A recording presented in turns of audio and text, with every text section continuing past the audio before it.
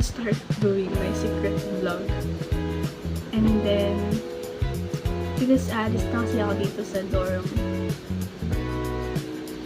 That's really sad. Kasi syempre, napamahal na din ako sa kanila. So, yeah. Hindi, medyo siya. Sorry guys, medyo people pleaser kasi ako. So, yeah. Try ko mag-vlog. Since may thesis din kami. By the way, guys, I am 3rd year college now. I'm taking Bachelor of Arts, major in broadcasting. And I am 3rd year now. And currently, ay nag-thesis na kami. And this summer, paparating na summer ay, guys, mag-i-internship na kami. Hopefully, di ba, makapasok kami sa mga dream broadcasting network na gusto talaga namin. Ma-fulfill na mapasukan, like, sana, in the name of Jesus. Amen. So, yeah. I'm trying to do my first secret vlog. Popost ko to sa YouTube channel ko. And I will not tell to anybody. To my friends na mag-vlog ako kasi nahihiya ako. And so, I am doing this video. Hindi na napansin yung people ko. I'm sorry guys.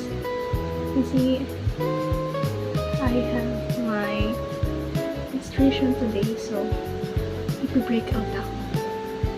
And also, I'm eating bread. Paubos na siya. Kasi Valentine's ngayon. And so, hindi ako nakatingin sa camera. So, Valentine's ngayon.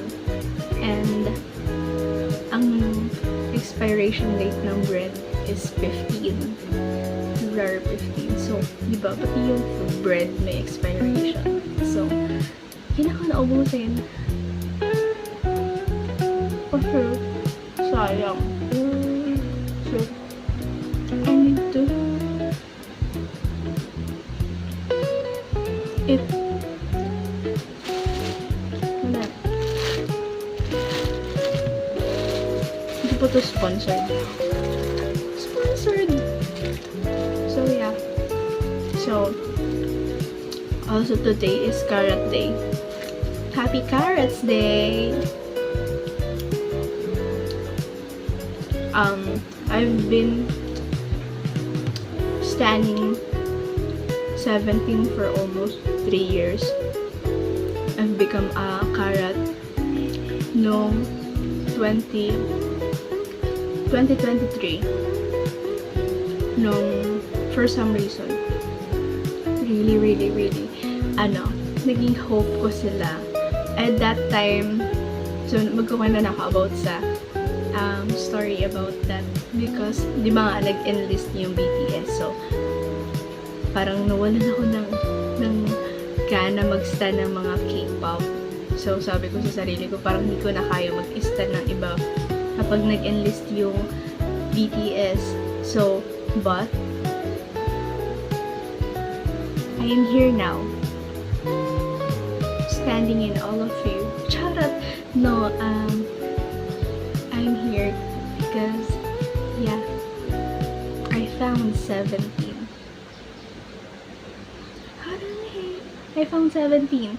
Yeah, and I'm so grateful for them. And that's all. That's the story.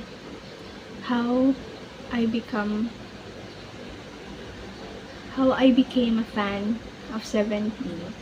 So today we celebrate a Valentine's and also the Carrots Day. So yeah, thank you so much. Bye bye.